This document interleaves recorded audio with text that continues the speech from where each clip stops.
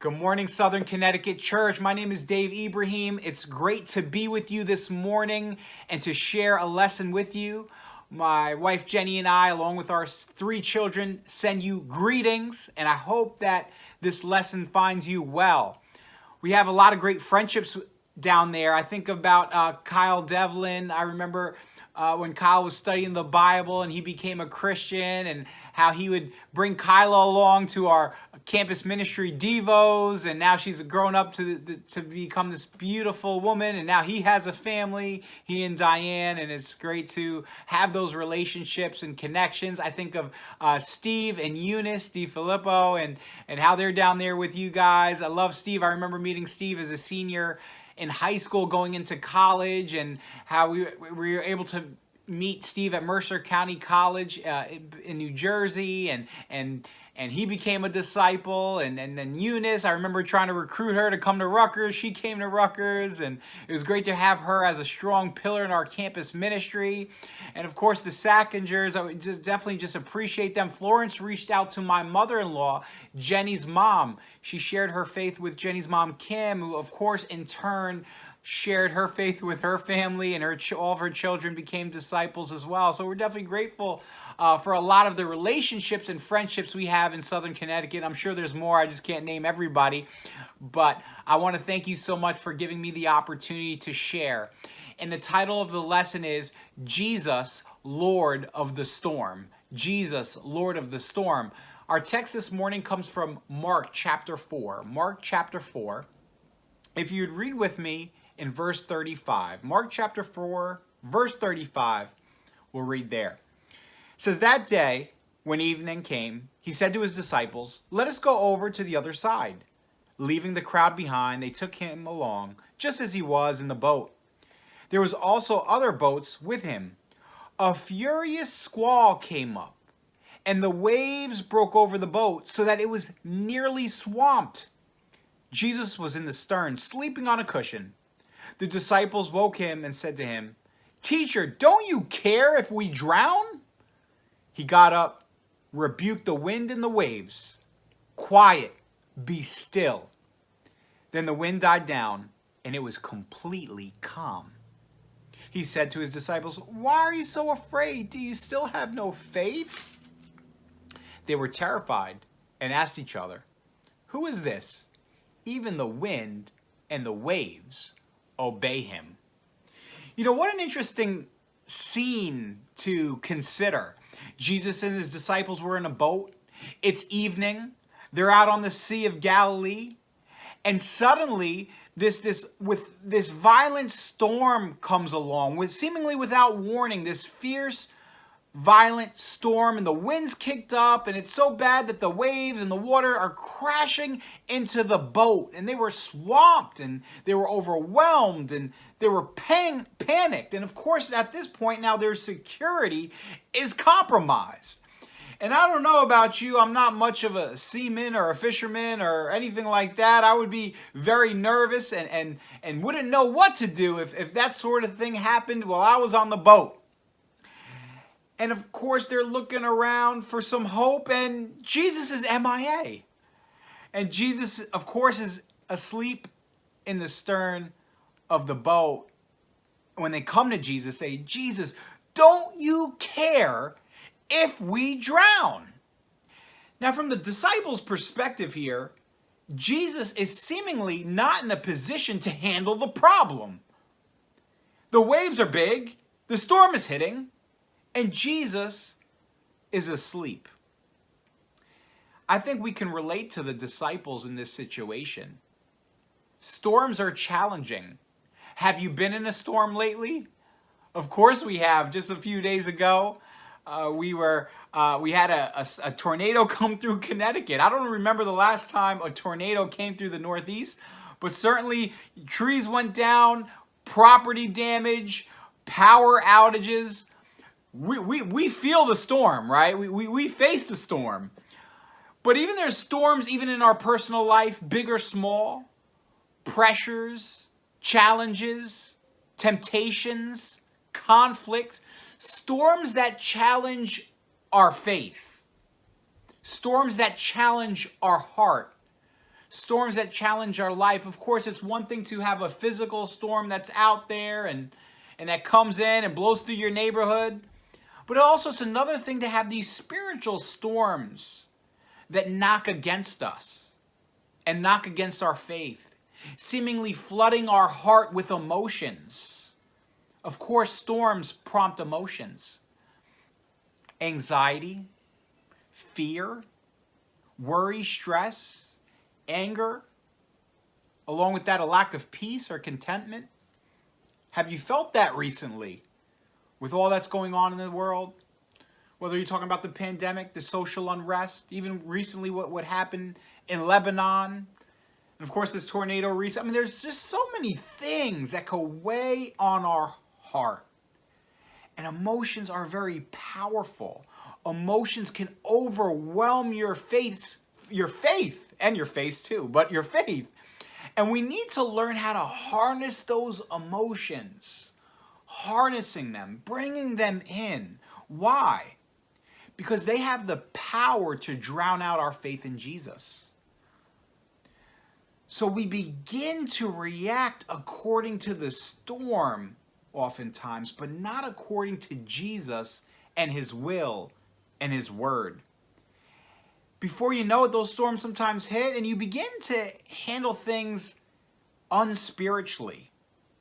Sometimes if we're not careful, we replace making Jesus Lord with making emotions Lord of the situation. Have you ever felt that way, that your emotions are just kind of pushing Jesus out of the way, and it seems like Jesus is asleep somewhere, and now my emotions are going to take over, and my know-how and my logic takes over?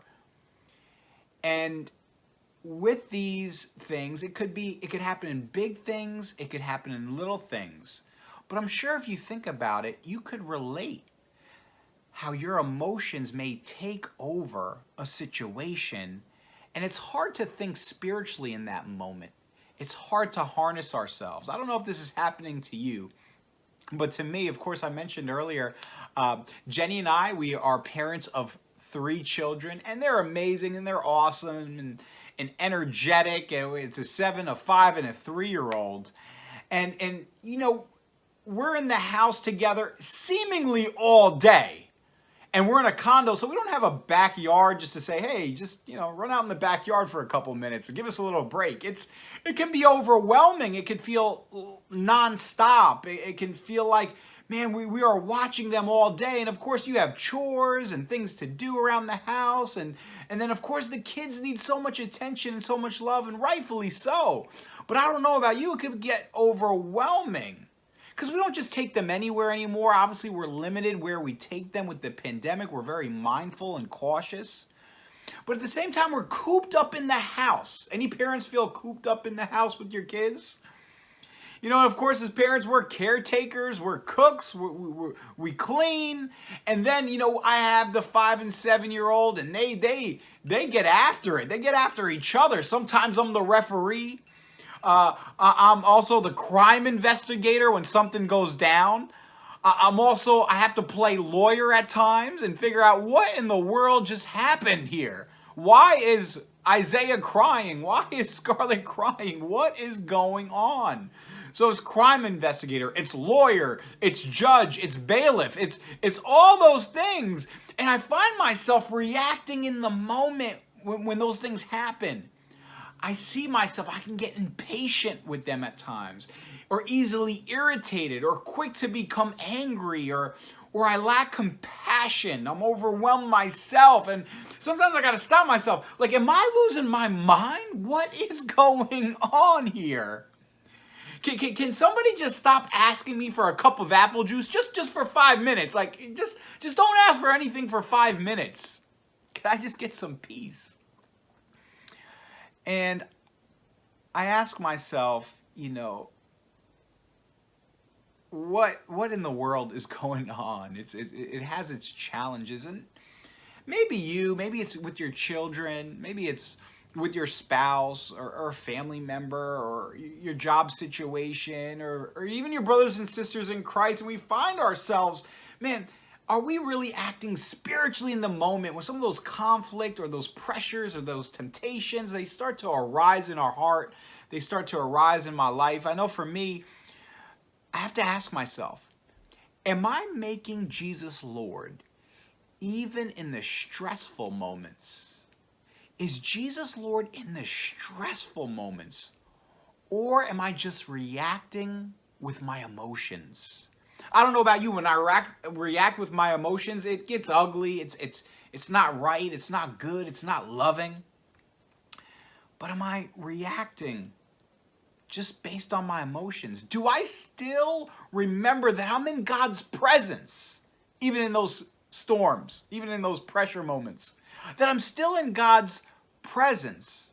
And I don't know about you, oftentimes I fail. Even I fail as a father. Oftentimes I got to go back and apologize to my kids, and I realize I lacked patience, I lacked love, I lacked empathy in that moment.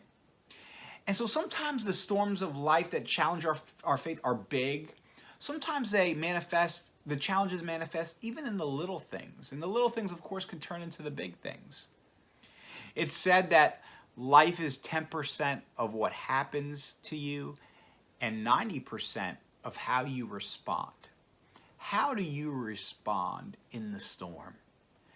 How do you respond with the temptations and the pressures and the conflicts that life has to offer? Do we respond spiritually? Do we remember that Jesus is Lord even in those moments? When you look at the disciples, you see clearly their emotions are driving their faithlessness. Their emotions are driving their faithlessness. I think about Jesus and how he handled his personal storms, how he handled his personal challenges. If you remember, before he went to the cross, he is in the Garden of Gethsemane, overwhelmed with feelings and emotions. And he says, my soul is overwhelmed with sorrow to the point of death. Now that's a heavy day. That is a hardship. That is a weight on your shoulders that you feel so overwhelmed, it's like death. And he prays and he asks God to take away the cup of suffering, and he prays some more. But what I admire is that in that moment, after prayer and time, he's resolved to say, I'm going to walk faithfully through the storm when I go to the cross. I'm going to walk faithfully in this storm, heading to a cross. Now that's powerful. That's incredible. I mean, you think you had a bad day? That's an incredible moment where Jesus gets that resolution. In 1 Peter 2, it says that he entrusted himself to God. He entrusted himself to God.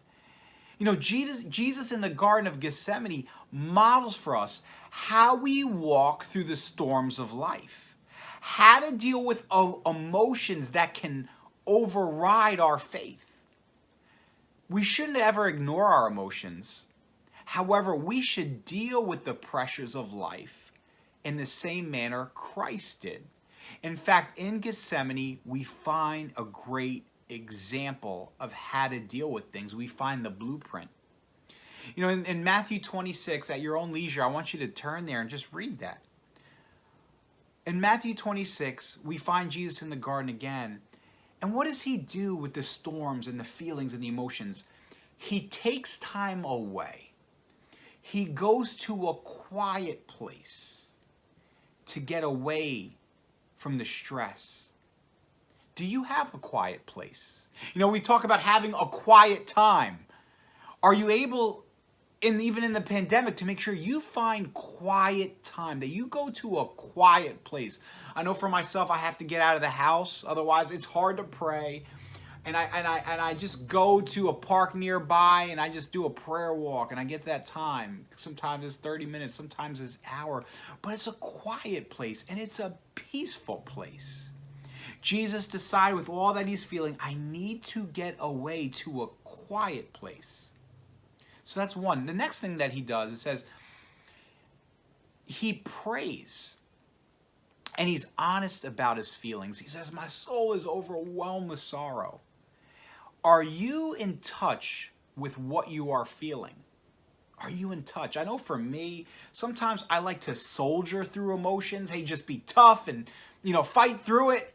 Or sometimes people can sweep it under the rug or try to numb their emotions with Netflix or, whatever the movie or YouTube or whatever's out there. Sometimes we try to numb and medicate those emotions rather than being in touch with them. So Jesus, he goes to a quiet place to be in touch with what he's feeling.